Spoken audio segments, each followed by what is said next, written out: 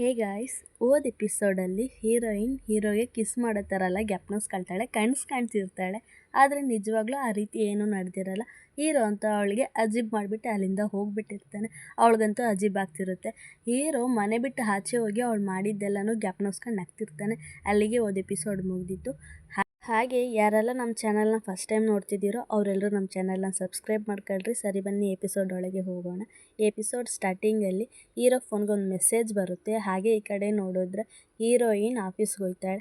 ಆಫೀಸ್ಗೆ ಹೋಗ್ಬೇಕಾದಾಗ ಹೀರೋಗೆ ಅವಳು ಅಟ್ಯಾಕ್ ಮಾಡಿದ್ದೆಲ್ಲ ಜ್ಞಾಪನಿಸ್ಕೊಂಡು ಹೋಗ್ತಿರ್ತಾಳೆ. ಆಗ ಹೀರೋ ಯಾರೋ ಜೊತೆಗೆ ಮಾತಾಡ್ತಾನೆ. ಅಲ್ಲಿಗೆ ಹೋಗ್ಬಿಟ್ಟು ಅವಳು ಆ ಲೇಡಿ ಜೊತೆಗೆ ತುಂಬ ಕ್ಲೋಸಾಗಿ ಮಾತಾಡ್ತಾಳೆ. ಹೇಳ್ಬೇಕಂದ್ರೆ ಆ ಲೇಡಿ ಮತ್ತು ಹೀರೋಯಿನ್ ಅವರಿಬ್ಬರಿಗೂ ಒಬ್ರಿಗೊಬ್ರು ಗೊತ್ತು. ಅದನ್ನು ನೋಡಿ ಹೀರೋನು ಕೇಳ್ತಾನೆ ಶಾಕಾಗಿ, ನಿಮ್ಮಿಬ್ಬರಿಗೂ ಫಸ್ಟೇ ಒಬ್ರಿಗೊಬ್ರು ಗೊತ್ತಾ ಅಂದಾಗ ಆವಾಗ ಹೀರೋಯಿನ್ ಅಂತಾಳೆ, ಹ್ಞೂ ಹೌದು, ನಾವಿಬ್ಬರು ಒಂದು ದಿವಸ ಪಾರ್ಟಿಯಲ್ಲಿ ಮೀಟ್ ಆಗಿದ್ವಿ, ಆವಾಗಿಂದ ನಾವಿಬ್ಬರು ಕ್ಲೋಸ್ ಅಂತ ಅವಳೇ ಹೇಳ್ತಾಳೆ. ಅವಳು ತುಂಬ ಕ್ಯೂಟಾಗಿ ಮಾತಾಡ್ತಿರ್ತಾಳೆ. ಆಗ ಅವಳು ಅಂತಾಳೆ ಆ ಲೇಡಿ ಹತ್ರ, ಒಂದು ಇಟಾಲಿಯನ್ ರೆಸ್ಟೋರೆಂಟ್ ಇದೆ, ಅಲ್ಲಿಗೆ ಬರ್ತೀರಾ ಅಂತ ಆ ಲೇಡಿ ಹತ್ರ ಕೇಳಿದಾಗ ಅವರು ಅಂತಾರೆ, ನಾನು ಬರಲಿಲ್ಲ ಅಂದರೆ ನೀನು ಬಿಟ್ಬಿಡ್ತೀಯ, ನಾನು ಬರ್ತೀನಿ ಅಂತಲೂ ಹೇಳ್ತಾರೆ.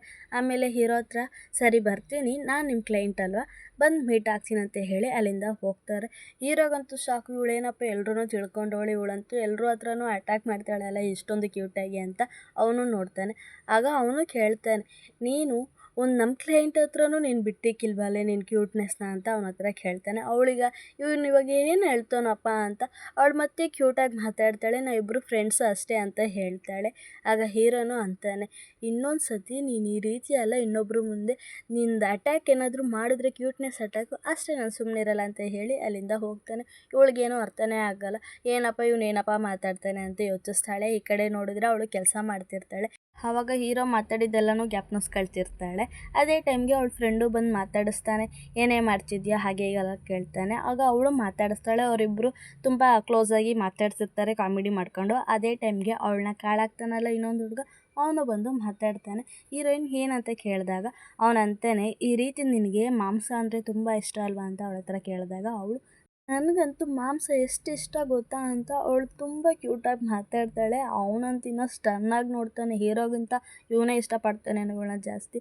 ಆಗ ಅವನು ಅಂತಾನೆ, ಸರಿ ನೀನು ಬರ್ತೀರ ನನ್ನ ಜೊತೆಗೆ ಡಿನ್ನರ್ಗೆ ಅಂತ ಅವಳನ್ನ ಕರೆದಾಗ ಅವಳು, ಸರಿ ಆಯಿತು ನಾವೆಲ್ಲರೂ ಹೋಗೋದಾ ಅಂತ ಅಲ್ಲಿರೋರು ಎಲ್ಲರೂ ಕರೀತಾಳೆ. ಅವನಿಗಂತೂ ಇಲ್ಲ ನಾವಿಬ್ಬರು ಮಾತ್ರ ಹೋಗೋದ, ಇವರೆಲ್ಲರೂ ನೆಕ್ಸ್ಟ್ ಡೇ ಹೋಗೋದಾ ಅಂತ ಅವನು ಹೇಳ್ತಾನೆ. ಆಮೇಲೆ ಅವನಿಗೂ ಅದೇ ಟೈಮ್ಗೆ ಒಂದು ಫೋನ್ ಬರುತ್ತೆ.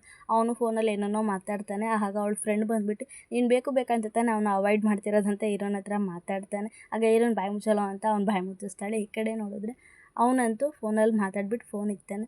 ಆಗ ಹೀರೋಯಿನ್ ಕೇಳ್ತಾಳೆ, ಏನಾಯಿತು ಅಂತ ಅವನ ಹತ್ರ ಕೇಳಿದಾಗ ಅವನು, ಏನೂ ಇಲ್ಲ, ನೀನೇನು ಹೇಳ್ತೀಯ ಹೇಳು, ನಾವಿಬ್ಬರು ಡಿನ್ನರ್ಗೆ ಹೋಗೋದಾ ಅಂತ ಅವನು ಮತ್ತೆ ಹೀರೋಯಿನ್ ಹತ್ರ ಕೇಳಿದಾಗ ಹೀರೋಯಿನ್ ಅಂತಾಳೆ, ಸರಿ ಆಯಿತು ನಾವೆಲ್ಲರೂ ಹೋಗೋದ, ಅವಾಗ ಇನ್ನೂ ಚೆನ್ನಾಗಿರುತ್ತೆ ಫನ್ನಾಗಿರುತ್ತೆ ಅಂತ ಅವನ ಹತ್ರ ಹೇಳಿದಾಗ ಅವನಂತಾನೆ, ಇಲ್ಲ ನೀನು ಬರೀ ನನಗೆ ನಿನ್ನ ಜೊತೆ ಮಾತ್ರ ಹೋಗಬೇಕು, ಇವ್ರ ಜೊತೆಗಿಲ್ಲ ಅಂತ ಹೇಳ್ತಾನೆ.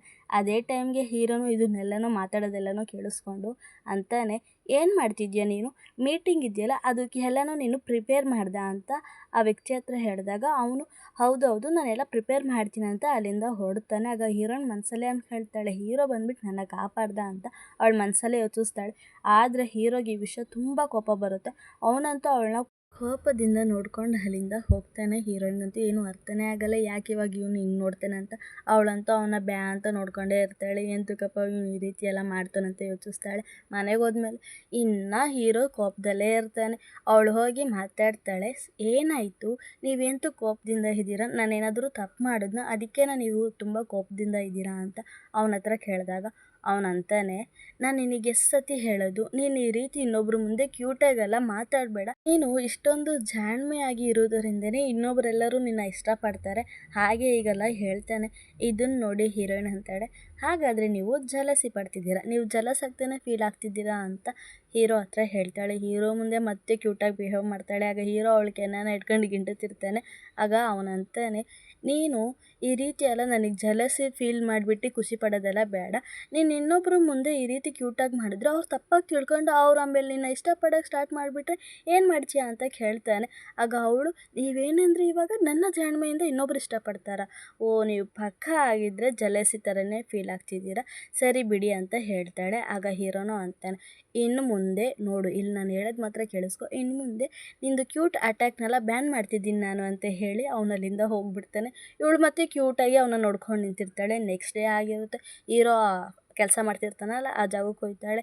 ಹೀರೋ ನೆನ್ನೆ ಅಂತೂ ತುಂಬ ಕೋಪದಲ್ಲಿದ್ದ, ಅವನು ಹೋಗಿ ಮಾತಾಡೋದ ಅಂತ ಹೋಗ್ತಾಳೆ. ನೋಡಿದ್ರೆ ಅವಳನ್ನ ಕಾಳಾಗ್ತಾನಲ್ಲ, ಅವ್ನು ಬಂದ್ಬಿಟ್ಟು ಏನು ನೀನು ನನ್ನ ನೋಡೋಕೆ ಬಂದ, ಸರಿ ಬಾ ನಾವು ಹೋಗ್ಬಿಟ್ಟು ಕಾಫಿ ಕುಡ್ಕೊಂಡು ಬರೋದಾ ಅಂತ ಅವಳನ್ನ ಕರೀತಾನೆ. ಆದರೆ ಅವಳು ಅಂತಾಳೆ, ಇವಾಗ ನೀವು ಕೆಲಸ ಮಾಡ್ತಿದ್ದೀರಲ್ಲ, ಇವಾಗ ಬಂದರೆ ಯಾರಾದರೂ ಬೈಯಲ್ವಾ ಅಂತ ಅವನ ನೋಡಿ ಕೇಳಿದಾಗ ಅವನಂತಾನೆ, ಇಲ್ಲ ನನಗೆ ಸ್ವಲ್ಪ ಸಮಯ ಐತೆ, ಅಪಾಯಿಂಟ್ಮೆಂಟ್ ಇನ್ನೇನೋ ಸ್ವಲ್ಪ ಲೇಟ್ ಅಲ್ವಾ, ಅಷ್ಟ ಗಂಟೆ ಹೋಗಿ ಟೀ ಕುಡ್ಕೊಂಡು ಬರೋದಾ ಅಂತ ಅವನು ಕರೀತಾನೆ. ಅಷ್ಟೊತ್ತಿಗೆ ಅವನಿಗೆ ಇನ್ನೊಂದು ಫೋನು ಬರುತ್ತೆ. ಆ ಫೋನಲ್ಲಿ ಏನೋ ಪ್ರಾಬ್ಲಮ್ ಅನಿಸುತ್ತೆ. ಅವನಂತೂ ಹ್ಞೂ ಸರ್ ಅಂತ ಹೇಳ್ತಾನೆ. ಅದೇ ಟೈಮ್ಗೆ ಹೀರೋನು ಬರ್ತಾನೆ. ಹೀರೋನೇ ನೋಡಿ ಕರೆದಾಗ ಅವಳಂತೂ ಇಲ್ಲ, ನಾನು ಇವನ ಜೊತೆಗೆ ಮಾತಾಡೋಕ್ಕೆ ಬಂದೆ ಅಷ್ಟೇ ಅಂತ ಹೇಳ್ತಾಳೆ. ಅದ್ರಾಗೂ ಕ್ಯೂಟಾಗಿ ಮಾತಾಡ್ತಾಳೆ. ಆಮೇಲೆ ನೋಡಿದ್ರೆ ಅವ್ನು ಬಂದ್ಬಿಟ್ಟು ಅಂತಾನೆ, ಈ ರೀತಿ ನಾನು ಮೀಟಿಂಗ್ನ 2 ಸತಿ ಇದು ಮಾಡಿಬಿಟ್ಟಿದ್ದೀನಿ, 2 ಮೀಟಿಂಗ್ ಆಗಿಬಿಟ್ಟೈತೆ ಇವತ್ತು ಅಂತ ಹೀರೋ ಹತ್ರ ಪ್ರಾಬ್ಲಮ್ ಎಲ್ಲನೂ ಹೇಳ್ತಾನೆ. ಆಗ 3 ಗಂಟೆಗೊಂದು 3:30ಗೊಂದು 2 ಮೀಟಿಂಗ್ ಐತೆ.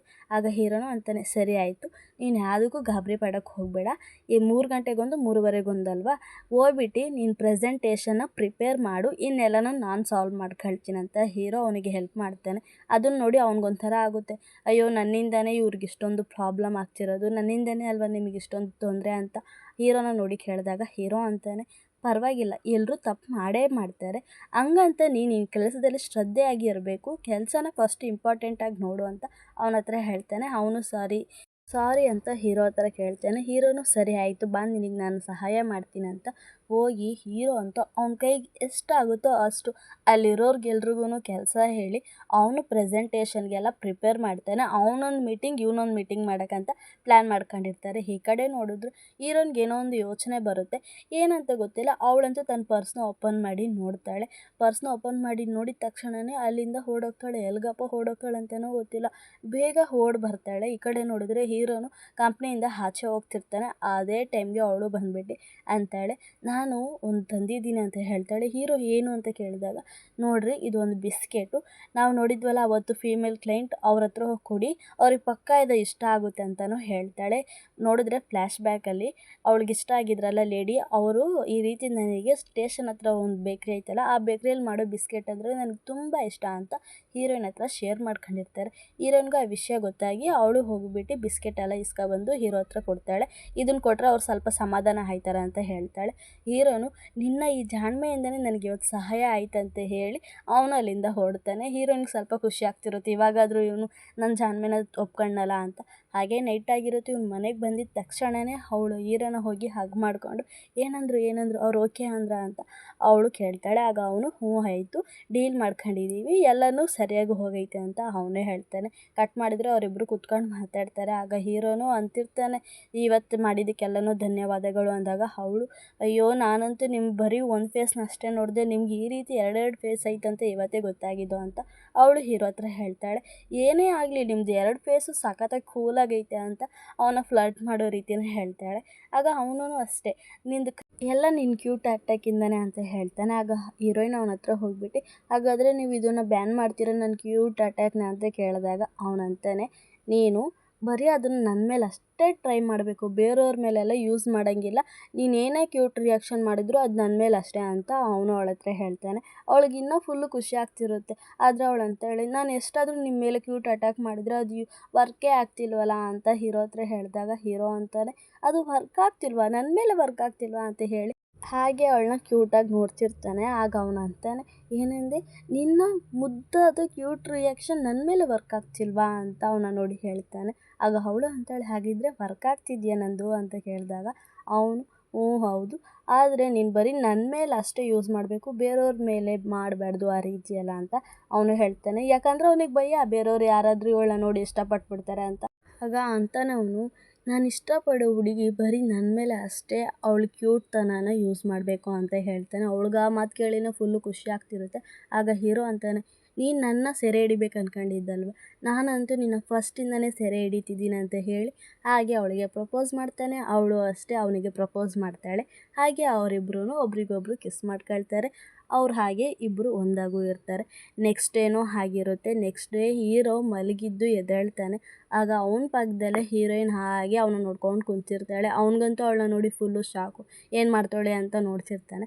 ಆಗ ಅವನು ಕೇಳ್ತಾನೆ, ಸರಿ ಕಣೆ ಬೆಳಗ್ಗೆ ಎಂದಕ್ಕೆ ಇಷ್ಟೊಂದು ಮೇಕಪ್ ಅಂತ ಕೇಳಿದಾಗ ಅವಳು ಅಂತಾಳೆ, ನನ್ನ ಇಷ್ಟಪಡೋ ಹುಡುಗ ನಾನು ಯಾವಾಗಲೂ ಕ್ಯೂಟಾಗಿರೋದು ಅಷ್ಟೇ ನೋಡಬೇಕು, ನನ್ನ ಕ್ಯೂಟ್ ರಿಯಾಕ್ಷನ್ ಅಷ್ಟೇ ನೋಡಬೇಕಂತ ಅವಳು ಮೇಕಪ್ಪೆಲ್ಲ ಮಾಡಿಕೊಂಡು ಅವ್ನ ಮುಂದೆ ಕ್ಯೂಟ್ ರಿಯಾಕ್ಷನ್ ಎಲ್ಲ ಕೊಡ್ತಾಳೆ. ಅವನಿಗಂತೂ ಅದನ್ನು ನೋಡೋಕ್ಕೆ ಆಗ್ತಿಲ್ಲ. ಅದಕ್ಕೆ ನಾನು ಎಷ್ಟೊಂದು ನೋಡ್ತಿದ್ದೆ. ಸರಿ ಇರೇ ನಾನು ಹೋಗ್ಬಿಟ್ಟು ಮುಖ ತೊಳ್ಕೊ ಬರ್ತೀನಿ ಅಂತ ಹೇಳಿ ಅವನು ಅಲ್ಲಿಂದ ಎದ್ದೋಗ್ತಾನೆ. ಆಗ ಹೀರೋಯಿನ್ ಅಯ್ಯೋ ಇವನು ಅಂತೂ ಅರ್ಥನೇ ಮಾಡ್ಕೊಳಕ್ಕೆ ಆಗ್ತಿಲ್ವಲ್ಲ ಅಂತ ಅಲ್ಲೇ ಬೆಡ್ ಮೇಲೆ ಬಿದ್ದು ಒದ್ದಾಡ್ತಾಳೆ. ಹಾಗೆ ಈ ಕಡೆ ನೋಡಿದರೆ ಹೀರೋ ಅಂತೂ ಅವಳು ಕ್ಯೂಟ್ತನನ ನೋಡಿ ಅವನಿಗಂತೂ ಹಾರ್ಟೇ ಆಚೆ ಬಂದ್ಬಿಡುತ್ತೇನೋ ಆ ರೀತಿ ರಿಯಾಕ್ಷನ್ ಕೊಡ್ತಾನೆ. ಇಲ್ಲಿಗೆ 3ನೇ ಎಪಿಸೋಡ್ ಮುಗೀತು. By guys.